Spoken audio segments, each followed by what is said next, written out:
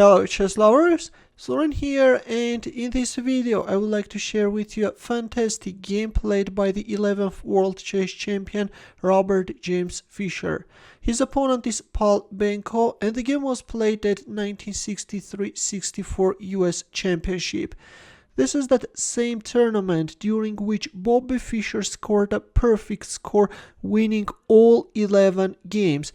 This game was played in round 10, and now without further ado, let's go for it and see what happened on the board. Fischer had white pieces and he opened up with e4 and g6 by Benko. Benko chooses the modern defense, which can later be transformed into well-known Pirc defense. d4, bishop g7, knight c3, d6 and f4. Fischer is choosing the Austrian attack, knight f6, knight f3. Black castles kingside, bishop d3 and bishop g4. Not the best continuation. According to modern theory, knight a6 is considered to be the best move, and then black can proceed with c5, or knight c6 is also very popular, but in our game we have bishop g4, h3, bishop takes f3, queen takes f3, knight c6, bishop e3 and e5. Black strikes white center, otherwise white might have advanced to e5. We have d takes e5, d takes e5 and f5. And in this position Pal Benko made a very dubious decision and captured on f5, which is weakening his king side too much. It was better to play knight d4. If queen f2, then b5 is strong, using the vulnerability of this e4 pawn. Although after g4 white has a very dangerous attack, but of course going for this line is better than capturing on f5. We have queen takes f5, knight d4, queen f2.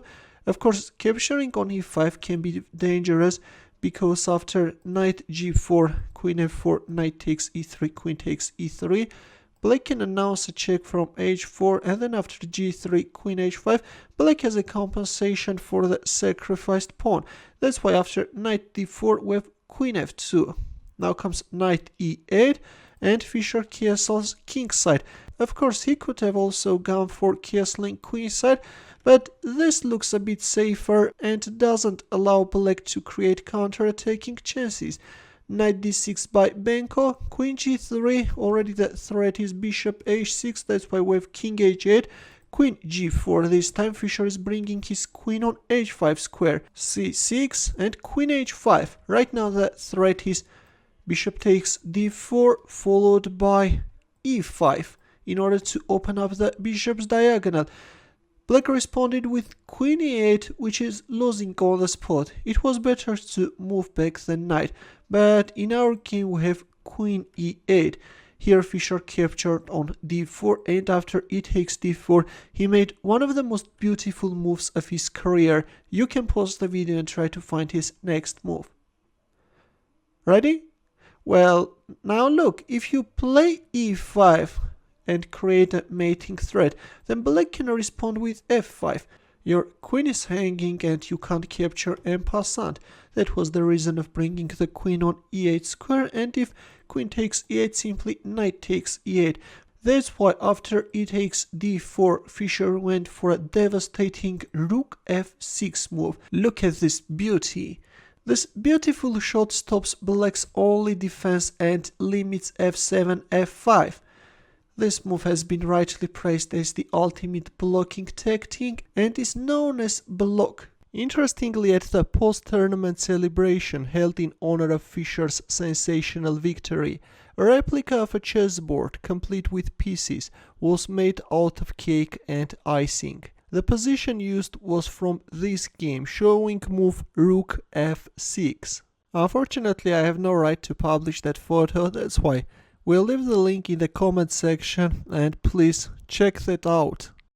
And yes, already e5 is the threat. For example, if you accept the sacrifice, then e5 is coming and your king is in a mating net. There is no escape. Black king is getting checkmated.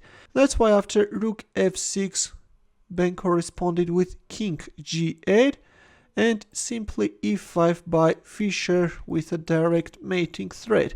h6 a desperate attempt, although with this move black is also setting up a cheap trap. You can't capture on d6 because of this queen takes e5 move, although according to the engine, even in this case, white is maintaining winning chances. But on the other hand, this gives black some chances of prolonging his resistance. That's why after h6, Fischer simply moved back his knight and finally Pal Benko resigned. Right now the knight is hanging, at some point there can be rook takes h6 ideas, and yes, black is in trouble. You can't even move away your knight because in this case the queen will come on f5 square. According to the engine, the best move is c5, but after rook takes h6, the game is simply over. If bishop takes h6, then queen takes h6. If f5, then queen takes d6. Yes, this is a total destruction. That's why after knight e2, black resigned. Well, in the end, as usual, a chess puzzle for you where the task is to find the winning move for white. It's white to move, and I will wait for your answer in the comment section. Thanks for watching. Here are more suggestions for you. Feel free to check them out as well. I will see you in my next video. Take care.